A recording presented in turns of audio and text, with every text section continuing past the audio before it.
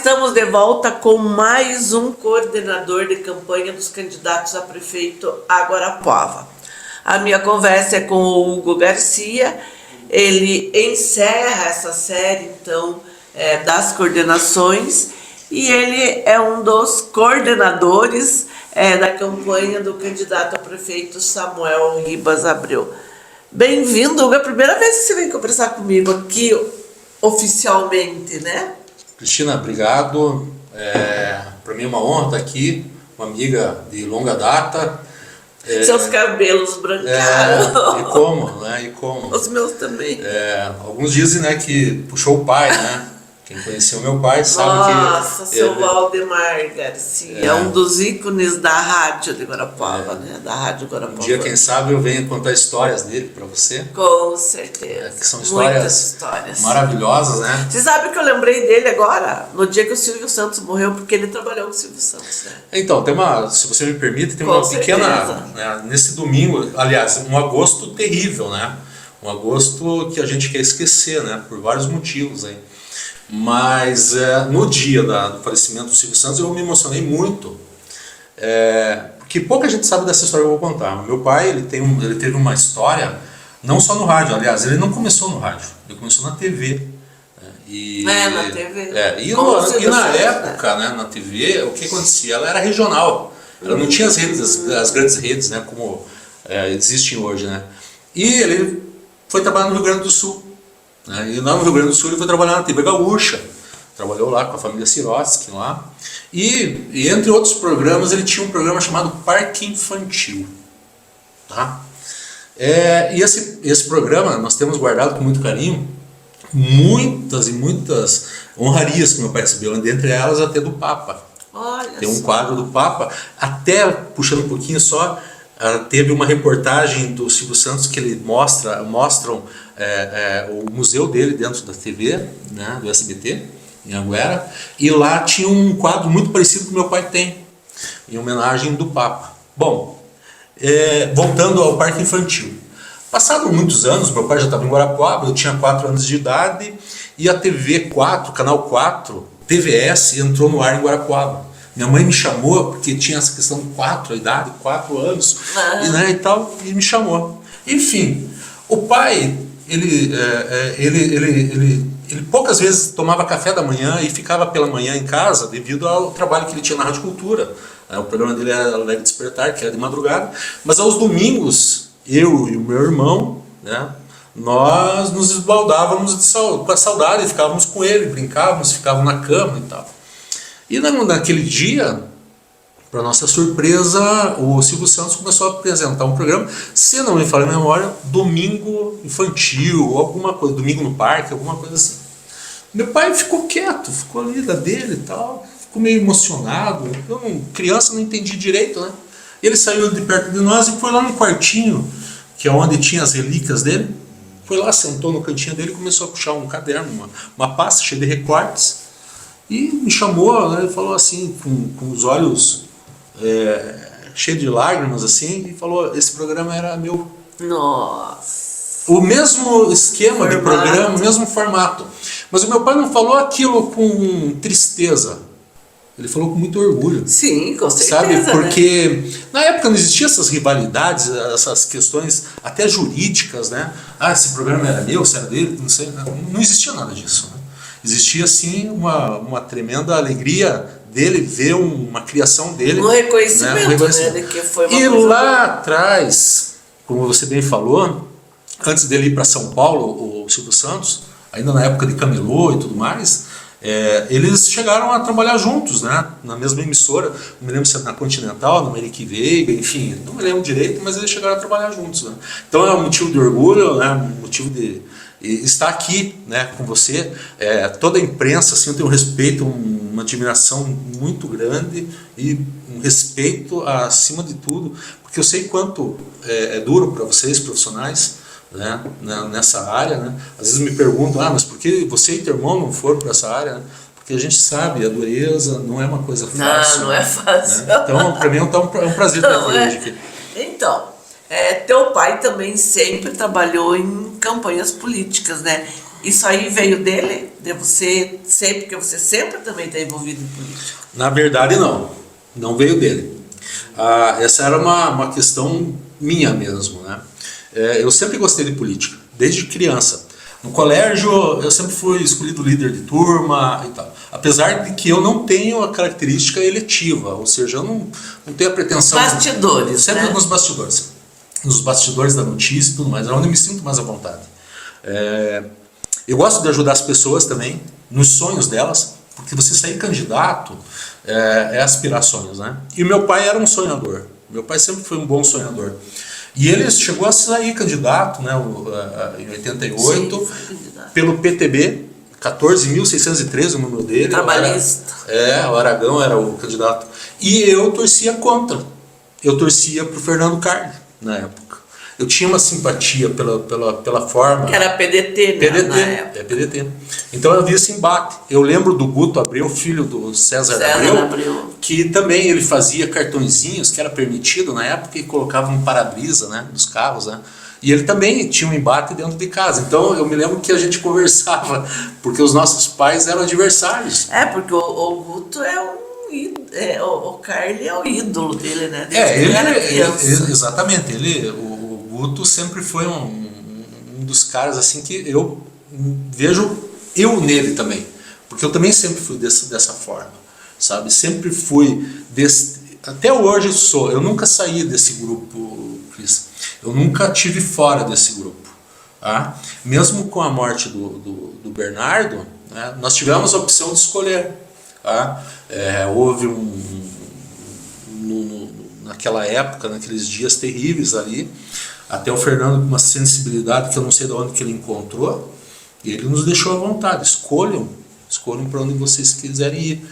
Temos o grupo de Mas ele chegou a desmontar o grupo político dele? Não. Ele não desmontou. Ele nunca chegou a desmontar. Porque assim, o nosso grupo sempre foi pequeno. Nós nunca fomos um grupo grande, né? É um círculo de amigos, de confiança que a gente tem há anos. E esse grupo ele nunca desmantelou. Uma peça ou outra sempre vai para um lado, para o outro. Normal, né? Isso é normal, né? Uns deixam de estar na atividade política, né? Mas ele nunca deixou de existir, né? Ele nunca deixou de existir. Mas também foi dado um tempo, foi respeitado esse tempo, né? E hoje a gente vê que o Fernando voltou, né? Ele tá todo na campanha aí. Pois é, como que ocorreu esse processo de escolha? A questão da candidata a vice, bem, o Samuel era o candidato original já, né? Natural, né? Havia a expectativa de que ele continuasse na vice do prefeito Celso Góes, acabou não dando, e aí então teve um rompimento, só foi uma saída assim, a francesa, digamos. Então, vamos lá. Antes de mais nada, é bom a gente voltar um tempinho atrás, né? E como é bom, né, a gente participar da vida pública e política, né? A gente participa, toma café com grupos, com pessoas, né, por aí, né? E a primeira coisa era quem vai sair candidato, né? Depois quem vão ser os vices, né? Né? Então sempre essa discussão sempre está em tona. Porque eu acho que os vices nunca foram tão valorizados como nessa eleição. Assim também a miúda, né, que se chama, o pessoal fala, fulano não tem chance, Beltrano não tem chance. Não, esse já se depara. Os analistas. Então essas análises a gente respeita, mas a gente não leva muito em consideração. O que a gente leva em consideração? Na verdade, são fatos, né, Cris? Não houve assim uma ruptura, como antigamente acontecia, né, que a gente via, né, vice brigando com o prefeito. Não, são caminhos diferentes. Sim. Né, são decisões diferentes. Né? Você privilegia um grupo hoje em detrimento ao outro. Né? E é uma coisa natural e normal, né, que a gente vê que acontece. A escolha de candidatos a vice, por exemplo, também. Ela demanda de várias coisas. A primeira delas é a vontade. Você tem vontade de ser? Né? Nós tínhamos em torno de 4 pré-candidatos a vice, que tinham interesse de ser vice, estavam com vontade de ser. Mas por algum motivo ou outro, no meio tivemos desistências. Né? Nós tínhamos nomes bons, como por exemplo a doutora Cristine. Justamente, eu ia falar do nome dela. Mas por questões pessoais, ela achou melhor declinar, né? Mas mesmo assim foi Ela confirmou a candidatura dela a vereadora? Não, também não. Ela, por questões pessoais mesmo, até tem uma viagem que ela vai fazer para o exterior e tudo mais, ela não teria tempo. Mas ontem mesmo ela gravou com a Leila, né? Ela gravou, ela fez uma lembrança que até tinha perdido isso. E né? ela foi prefeita. Que ela foi prefeita por pouco tempo, mas ela foi nossa prefeita. Foi. Né? Então ela tá lá, o nome dela tá lá na ata, né? Sim. Na ata de posse, né? Então a escolha são vários fatores. Eu lembro bem, ela foi prefeita numa época bem difícil para ela, porque a mãe dela tinha ido para o Japão e tinha caído, se acidentado, alguma coisa assim. Tinha um e problema de saúde. ficou internada lá, e ela administrando o município aqui, eu lembro, acompanhei bem de perto. Fazer assim, a doutora Cristine, né, ela assim, é uma pessoa excelente, né, um nome fantástico, né, para qualquer cargo, para qualquer hora, né, mas ela tinha os motivos dela, né, e a escolha recaiu pela Leila, até por tudo que ela representa. Ela tem uma representatividade na Bracel, sabe, ela tem uma energia, Cris, é uma energia que essa mulher tem, sabe? Sem contar a família do marido também, do Maurício. Sim, o Maurício. Sabe, a família aí tradicional, né, na área de mecânica. Coradassi. A família Coradassi, né? Então a gente vê assim que ela vem talvez até cobrir uma lacuna que a gente nem sabia que existia. Né? Assim como foi também lá atrás, foi o vice, o Dr. Massaro também que foi um excelente vice, né? Foi uma ótima escolha, uma escolha nada política, né? Realmente. Nada política, mas se tornou um baita, um conciliador, uma pessoa fantástica, um baita conselheiro, uma das boas pessoas que eu tive o prazer de trabalhar lá nos 18 anos de prefeitura. Né? Tá, e qual a linha da campanha, como que vocês estão trabalhando essa questão? Bom, a linha nossa é bem proativa. Nós temos propostas, né? A gente tem propostas em todos os campos, em todas as áreas, mas tem uma particularidade em todas elas, Cris, que é a participação da população. A gente quer escutar o povo. A gente nota que nos últimos anos, muitas ações, muitas atividades que foram realizadas, elas não tiveram a participação popular. Como que vocês estão sentindo isso? A gente está sentindo isso com a própria população nos vindo falar disso, sabe? Vindo falar que elas querem estar presentes. Né? Tem algumas linhas de pensamento político que falam em orçamento participativo, né? Falam desse tipo de coisa. A gente vai um pouquinho mais além, a gente quer falar de política pública. E quando você fala de política pública, você fala de inovação social. E quando você fala de inovação social, você está trazendo a população para dentro, a comunidade. Então a gente quer discutir escola, queremos discutir escola, mas a gente quer discutir escola com professores, com alunos também, e com os pais, e com a comunidade. Nós queremos discutir o CEMEI, com quem? Com quem é atendente no CEMEI, que está lá no dia a dia, que ele sabe a dificuldade. Porque uma coisa, eu ser gestor, e eu apresentar uma proposta, de cima para baixo, decidir entre quatro paredes. E pronto. Mas fui eu que tomei essa decisão. Não é nenhuma decisão, uma imposição. Imposição, né? Então a gente não quer isso. Então a gente tem proposta na área da saúde, nós temos proposta na área da educação, nós temos proposta na infraestrutura, na mobilidade urbana. Então, na questão de geração de emprego, né, incentivos para trazer empresas para cá. Tanto a gente fala, agora a Guarapuava está no centro do Paraná, Mas enfim, como que a gente precisa fazer parceria, Cris? A gente precisa ter os parceiros, que seja o governo estadual, o governo federal, seja de linha política qualquer, independente de quem seja. Nós temos que ir atrás, Cris, daqueles que a gente esqueceu que na eleição passada pegaram votos em Guarapuava e não voltaram mais. Nós temos que pelo menos iniciar esse processo, junto com as entidades, a SIG, todas essas entidades a gente precisa trazer junto e ir lá cobrar. Olha, fulano. Tá? Só que para eu cobrar, não adianta eu só ir com um chapéu lá. Eu tenho que ter um bom projeto. Tá? E esse bom projeto, através de uma política pública, onde você tem a discussão com as pessoas, com a comunidade, as coisas se tornam mais fáceis. A administração se torna mais leve, mais fácil, né? Então, essa é a nossa proposta, esse tipo de trabalho que a gente quer apresentar durante a campanha, nesse pequeno período de campanha, né? Por isso que esses espaços que nos abrem é tão importante, né? Para a gente discutir, mostrar as nossas ideias e aquilo que a gente espera que no dia 1º o Samuel esteja fazendo na prefeitura. Bom, com a candidatura do Samuel, candidatura do Denilson Baitá e a candidatura do Celso, os três que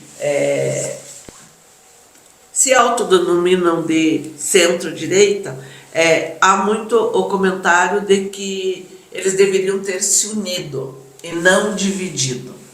Vocês comentaram, debateram sobre isso? Viram a viabilidade disso? A gente sempre escuta isso, Cris. Não é? É o que se mais fala, né? O processo de formação de uma campanha, ela começa, às vezes, ela ultrapassa até o que a gente sabe, né? Então, por exemplo, a maturidade da campanha do Samuel, como que ela se deu, né? Ela se deu já há anos, já vem vindo, né? E você vai tentar compor apoios com grupos e tudo mais, né? Com outros partidos políticos, né? Tanto é que quantas matérias, quantas fotos foram tiradas de vários grupos conversando, fulano tomando café com ciclano e assim por diante, né? Hoje a gente vê que duas coisas. A primeira, nem sempre a união dos grupos, tá, ela consegue agregar um bom administrador. Tá? Na nossa concepção, isso é um projeto falido. Se deu, né, nos últimos tempos, pelo menos à nossa vista. E a outra concepção nossa, e que a gente entende, é que essa polaridade esquerda e direita, ela não nos ajuda em nada. Ela nos prejudica. Ela prejudica todo o andamento político, todo o andamento administrativo. Você não sai do teu palanque. Você não sai desse palanque. Por quê? Porque você sempre está olhando para o cara que é teu adversário, né? Assim, a gente podia aqui pedir, né, falar na estrutura nacional, federal, que fica mais fácil de a gente falar, né? Quais são as propostas do lado A e do lado B que foram apresentadas durante a campanha?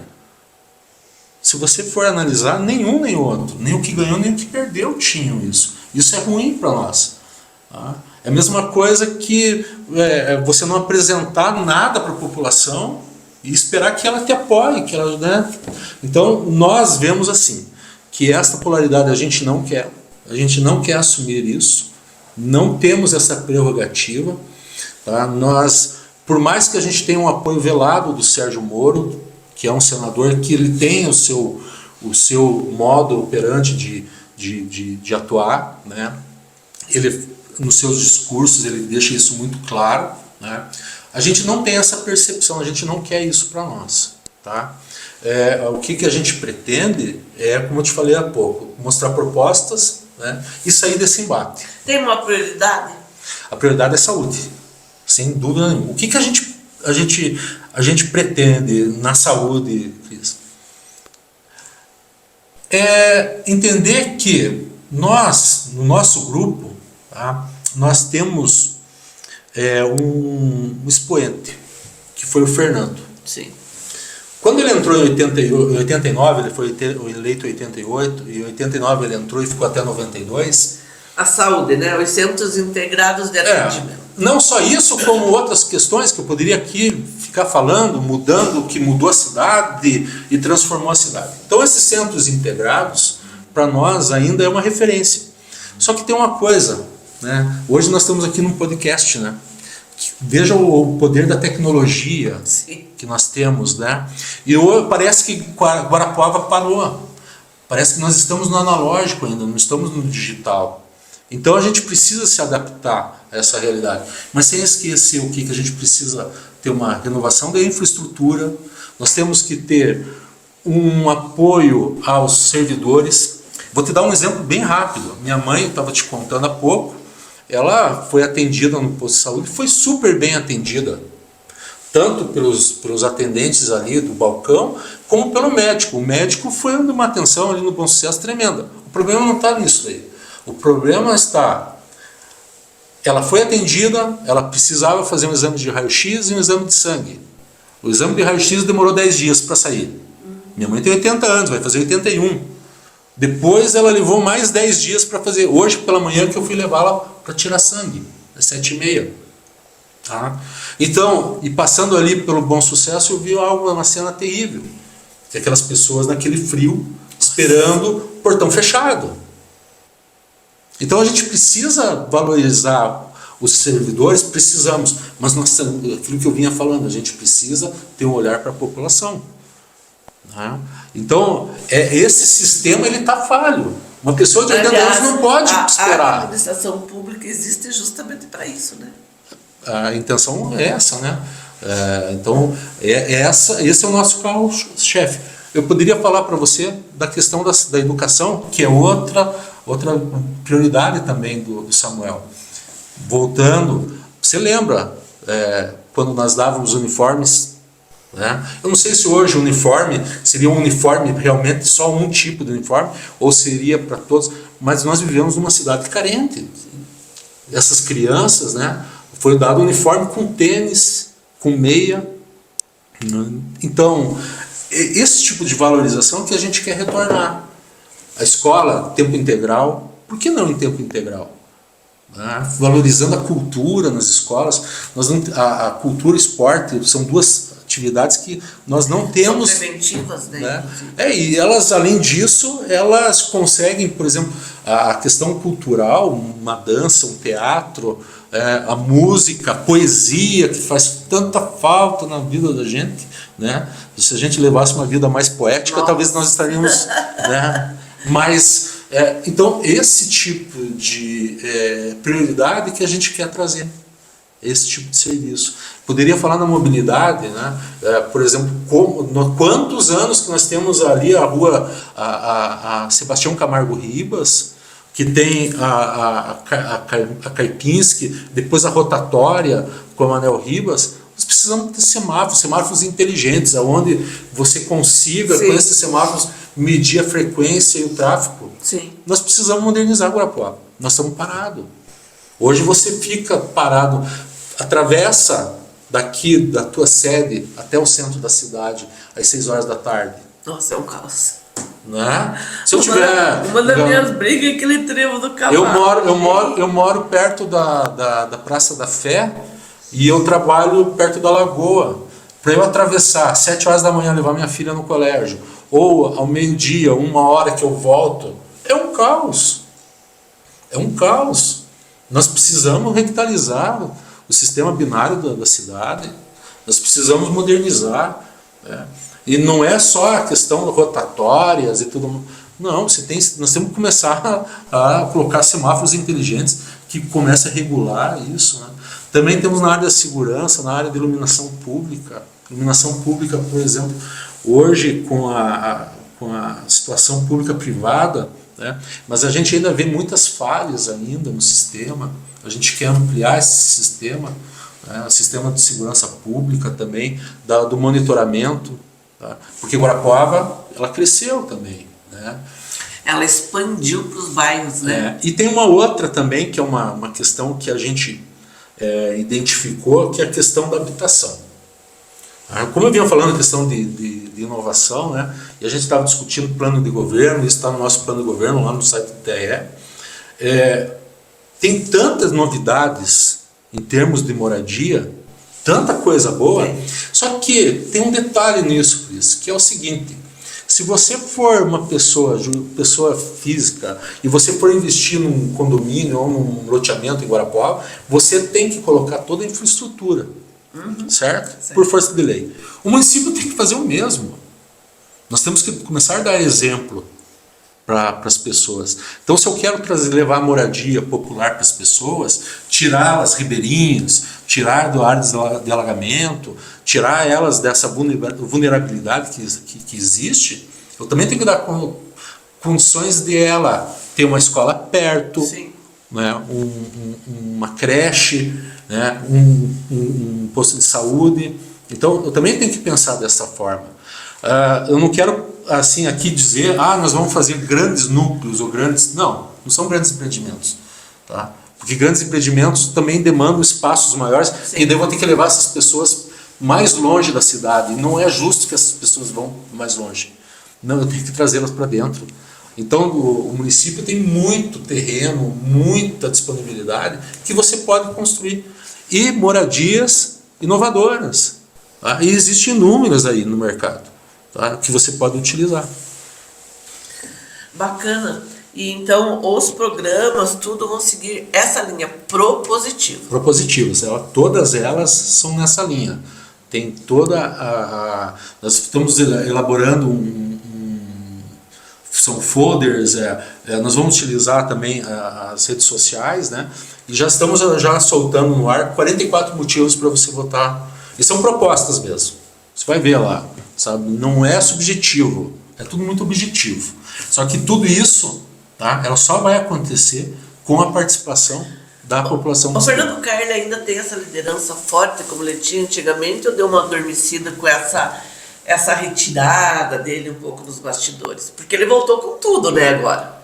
Agora ele está nas redes sociais, ele está comentando música, ele está recitando poesia em francês, ele está chamando a população para voltar a interagir com ele. Como que é isso? Bem, é até difícil a gente falar do Fernando e a gente até não se emocionar por tudo que ele passou, né? Todo mundo sabe, né? E o Bernardo seria o virtual prefeito de Guarapuava, até os opositores sabem disso, né? Ele tinha uma liderança, né? Hoje a gente sente essa falta de liderança regional, né? A gente sente muito, né? E então não deve ter sido uma decisão muito fácil também para o Fernando. Para o Fernando, para a família, se colocar novamente em uma campanha política, né? O Fernando está num entusiasmo que eu nunca vi antes. Eu estou com o Fernando, trabalhando com o Fernando, já há uns 30 e poucos anos, né, em política. Hoje de manhã na hora do almoço, estava conversando com ele e falei isso para ele. Eu falei, nunca vi. O entusiasmo, a vontade que ele dá. Ele sai nos bairros. Cris, num domingo à tarde ele foi no Guaracá junto com o Samuel. Foi lá numa festa da igreja, não me lembro o nome. Tá? E ficou a tarde inteira. Depois vindo, parou ali em Matinhos, foi lá no Seu Zanona, tá? Foi na Carla lá, que tem as filhas gaiteiras. Encontros. Sabe? Então aquilo, tá? Quem não conhece o Fernando, que é de uma geração mais nova, tá? Que pode ter certeza e ver, né? E olhar para trás o que ele fez, né? E ele é para nós assim uma inspiração hoje. Uma inspiração de longevidade, de animação, sabe?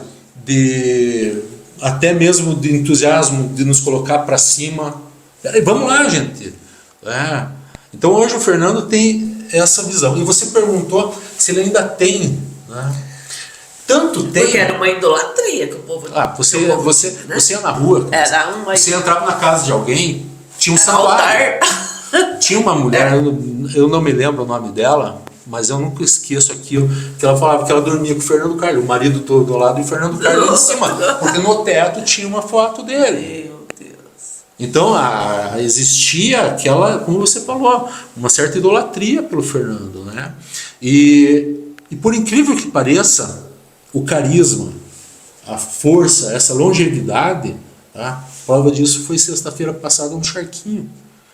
As pessoas paravam para vir conversar com ele. Então é algo impressionante, é algo que é dele, sabe, presente nele, sabe. Eu gostaria de ter 5%, 10% do que ele tem, de energia, de vontade, sabe, e é algo contagiante. Isso para nós são duas alegrias.